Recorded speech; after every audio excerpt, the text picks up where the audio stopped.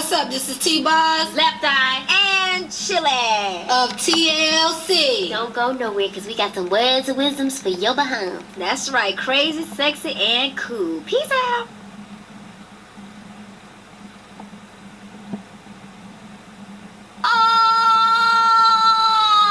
Alrighty then. What's up? This is T-Boz, Left Eye, And Chile. of TLC. Don't go nowhere because we got some words of wisdoms for your behind. That's right, crazy, sexy, and cool. Peace out. We're all crazy, sexy, cool. It's like the 90s version of Every Woman. Absolutely correct. Everyone in this group is, and just about every woman on this earth is. So we possess all of those qualities, and it's one word, crazy, sexy, cool. Of course, it came from a few different words, but we made it one word.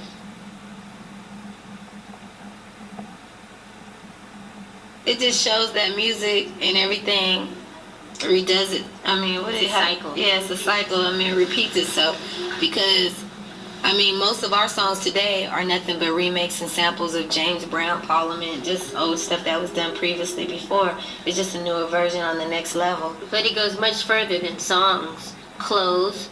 We were watching Grease last night, and they wear basically the same things that we wear today. The style has gone out and come back.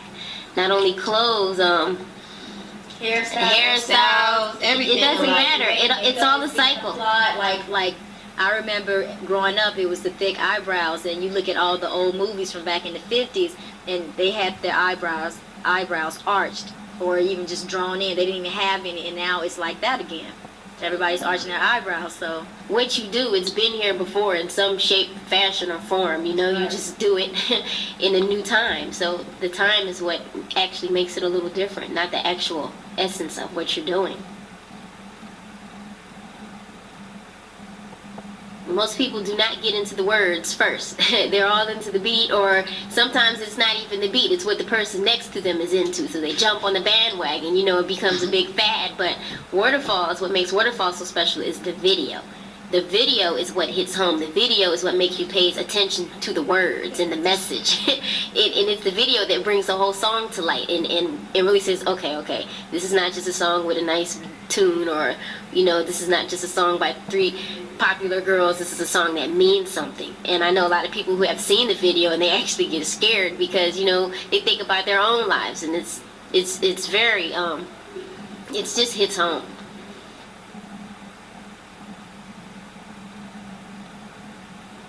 and we wouldn't get on like religious, because there's so many different religions, you know what I'm saying? So it's like, who's to say if we sing about our way that everybody else that's fans of TLC would agree to that, you know? So you kind of stay off of stuff like that. I don't believe in mixing religion with secular music anywhere, just worldly music. Yeah, it's either good or bad. There's no in between. You sing about God or you don't. That's it.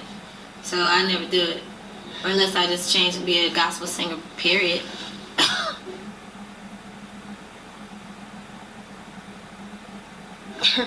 It has to be nothing other than a career progression, because we've already sold twice as more albums on the second album than the first one. So that's a progression in itself, and I don't know if it has anything to do with the style progressing or the music progressing, but everything has progressed. I mean, we've grown up a little bit. I'm not saying we've grown up from girls to women, but we've grown from women to, you know, from young ladies to women. But it's different, and it all goes back with the times. You know, we couldn't come back out the second time with colorful baggy clothes, just for the simple reason that it's not in anymore. It doesn't mean that that's not what's in our hearts. You know, why come out and play ourselves? Let's come up with something new. So we thought that this might work, and I don't know. Sometimes you can never plan things. You just got to do them and see what happens, and that's just what we did. We are very big Prince fans. And it was an idea that had been thrown around since the first album to redo a Prince song. We didn't know which song it would be, but when we decided to do the second album, what actually happened was one of our producers was going to redo If I Was Your Girlfriend for Mary J. Blige. Now, we kind of stepped in and thought that, or Total is a new group out. We thought that T-Boz's voice was a closer match to Prince's, and she can pull it off better than any other artist any other female artist that is in this business right now. So we kind of fought to have the song ourselves, and thought that it would be a good idea, and we went in and did it, and she did a pretty good job. And I know a lot of people before our album even came out bet money that was Prince singing, because she sounds so much like him. But I don't know, it's some people do remakes and they mess them up, some people do it and they pull it off, and I think she did a pretty good job. And if it didn't sound right, I don't think we would have put it out, but it came out pretty okay, and there was really nothing else behind it but that. I can see it. I can understand. We can put pimped on our jaw. Yeah. We just put pimped on our jaw. I understand exactly why he's doing it, because it does make you feel like a slave. You are a slave. Especially if somebody like him, he's a legend, gets jerked around. I mean, look at us. We're not even legends yet. I mean, God, you can imagine what we're going through, and that's awful if he has to go through all that. He's been in this business years. Yeah, he's been here forever, and his contracts are jacked up. It's unfortunate, but you figure if you're out there singing and dancing and you hiring these people to take care of your business, and you shouldn't have to worry about that, but artists need to get more involved in their business, because you just have to. It's too many thieves, it's too much stealing going on, everybody's getting paid but you. So to me, you have to sit down and say, okay, what's more important, me sitting out here trying to put a show together, or putting a show together and having a meeting with my accountant, making sure everything is always being taken care of, so they won't jerk you around. And all the same, you're doing double the work, but you're getting less the money and none of the credit. Red Light Special is not like that. Red Light Special is basically for couples, two people, whatever their red light special is. It doesn't have anything to do with being a prostitute. It's not degrading to women. It is not degrading for TLC to say it. You know what I'm saying? So we're basically speaking about relationships, our relationships, and anybody else that's in relationships, whether they're boyfriend, girlfriend, or just dating. A red light special applies to everybody, not, something for anybody to get offended for. And not only that, if you do remember in the video, if we came off like prostitutes, then that wasn't how we were trying to come off. Actually, the guys were supposed to be the prostitutes and we were supposed to be the pimps. We were reversing the roles, trying to take control.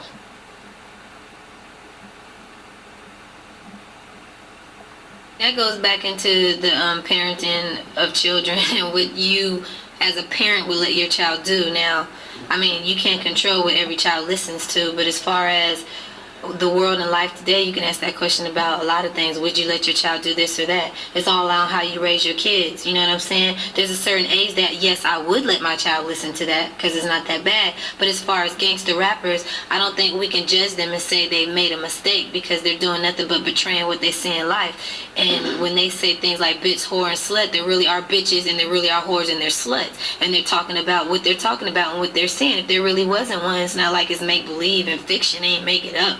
You know what I'm saying? But it's like, it's on that parent in that household to make sure their kids doesn't listen to or get a hold of things that they shouldn't. I mean, that's like if you don't want them to watch Playboy, don't get the Playboy channel. I mean, if you're a weak-minded follower and not a leader, I mean, of course you'll think drive-bys are cool and you want to grow up to be like somebody, but what TLC tries to install into people, you need to be your own individual and be your own person, do what you think is right and not what somebody else thinks is right, or not become something somebody else wants you to become. So that's still on that child and that family household, how they're brought up and what they think. I'm not a weak-minded individual, so I wouldn't do a drive-by and know what I try to do. But you can't knock them at the same time for saying it because that's what happens in their neighborhood. And to some people, they don't think it's wrong by saying it. They're just telling what they see every day that people can't relate to. If someone hadn't told me when I grew up that people sniff cocaine, I never saw it. I would have never knew about it if somebody didn't make a movie about it. So you can say the same thing about music as you do a movie. Should people be going around killing each other and shooting and shit in movies? Then does that make it okay for somebody to walk in the grocery store because you saw a movie and shoot somebody? It's still on your mind and your mentality and how you think. Because I could watch Scarface and then try to grow up to be just like him, but is that right? Then we should say people shouldn't make movies either. Like, if you let your child watch a rated R movie at 10, it's the same as letting them listen to a bitch hole rap record. Or if you let your child look at MTV and listen to Beavis and Butthead, they're cartoon characters. And kids, everybody normally let kids watch cartoons. So if a child wants to watch Beavis and Butthead, I mean, Beavis and Butthead, it's a lot of stuff that comes out of their mouth that children should not listen to. So I mean, it's all on the parent. If they don't have parents, God bless them, and maybe they'll have decent role models somewhere to listen to, or some kind of positive commercial, anything that'll help them. It's enough inspiring and songs on our album that kids can listen to, besides listen to all the songs that make sense and go straight to a sexy interlude and just decide that it's raunchy. What you could do if you had the power is to wipe all sex out of all videos, all songs, and all television. You can wipe drugs out of every song, every television show, and every movie. You can wipe out gangs and gangster and violence. You can wipe it out of everything, and no one has to ever see it or hear it in their life. But as soon as they walk out in the street, they're in for a big surprise, because they never seen it, and it's something that they have to experience out of nowhere. You know, so all of this stuff is real. All of this stuff happens. It's not whether it's good or whether it's bad. It's just reality. And I can account for what I do because I'm a grown-up. So every decision that I make in my life is not based on which child is going to watch, because there's adults who can listen to my album just as well.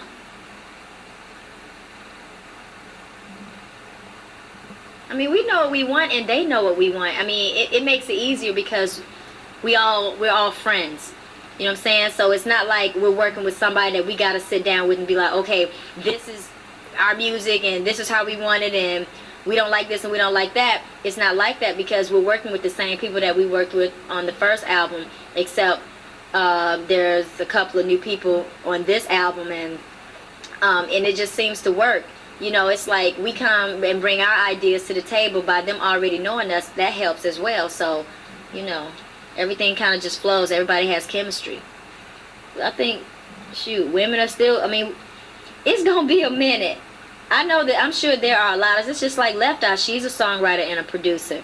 You know what I'm saying? And it's like a lot of her songs didn't get on the album simply because of political stuff and decisions that were made by men. So it's like, that's another struggle that women have to keep trying to get over. You know, it's just like putting your foot in the door, and you just can't stop just because it's all men. Seem like, I mean, all producers seem like it's men and all the writers are men. You know, there are a lot of female writers too. They just don't get acknowledged like they should. Can I say something right? You know what I don't understand, and what people, that's just like how when you look at songs, when you listen to songs and a lot of love songs that's really deep and everything, and you say, okay, I wonder who produced this or who wrote this, and it's normally men. And I'm like, well, in relationships, they act like they can't open up, they act like they can't do certain things, but they can sit down and write a song that every woman in America can sit down and boo-hoo and cry over, you know? And I don't understand that. I'm like, why are you so dumb if you can write a song like this? I don't get it. And men have written many more love songs. Many. About women than women have written about men. Sade, I forgot about her. She's a songwriter. She does get her credit. And Anita Baker does too. But that's just two of a million. You know what I'm saying? They don't know how to communicate with their woman, so I guess it's just their way of getting it out. Can't say it, but I write a song about it. Want to hear it? Here you go. Well, it's been going on for years. When is it going to change? Hello? I'm sorry. I don't want to hear it. Talk to me. I don't want to hear no singing. Because it's not like they're singing a song. It's another artist that's singing it. I don't understand that. Well, we have learned about the business. When you go through things in the music business, you have no choice but to learn about the business, because it's not a business about just jumping on the stage, singing and rapping and dancing, having fun, and going home that night and calling it a day. You have to make decisions. You have to sit down. You have to talk with your lawyers. You have to talk with your manager. You have to get into these things. And I mean, if you don't, then some artists are the type of artists who wear what you give them to wear, say what you tell them to say. You write all the songs for them. You write all the words, and they're just little puppets. Now, in that case, I don't know if they ever get a chance to really get into the business, or if they even care, because that kind of artist to me is not a true artist. But we've learned a lot about the business, and experience is the best teacher, and just being in the business itself will teach you a lot, especially when you get jerked. That's when you learn a lot. I mean, I know you're not anything until you prove yourself, but you still don't have to have people signing their life away. you know, because the main thing I don't understand is that a lot of artists get in this business and they become managers or get into production deals, and they do the exact same thing to a newcomer that was done to them. I'm like, hello, did you not learn anything, you know? So I mean, I know if I was a manager or had a production company, yeah, you want to get yours and you should get whatever it is that you deserve, but not taking everything, because artists are very talented people. They're creative, and when they get involved in the business and find out how jacked up it is, it makes you not want to create as much. You know, it makes you kind of want to sit down and be like, why am I in this? You know, that's why a lot of kids that want to get in the business, then they come up and they even ask me, and I'll say, well, can you finish school first and make sure you do this first? Because it's not all peachy cream like they think it is. They see the videos, they see the concerts, and they see you on television riding around or whatever, and they think it's just large and that's all it is, and that is not it. Movies, TV, you know. More touring, more TLC. But hopefully when we do the movies, the plan is to stay a unit. Have our own movie, not split up and do 3 separate movies, have 3 totally separate roles, but kind of go into these things as a unit, you know.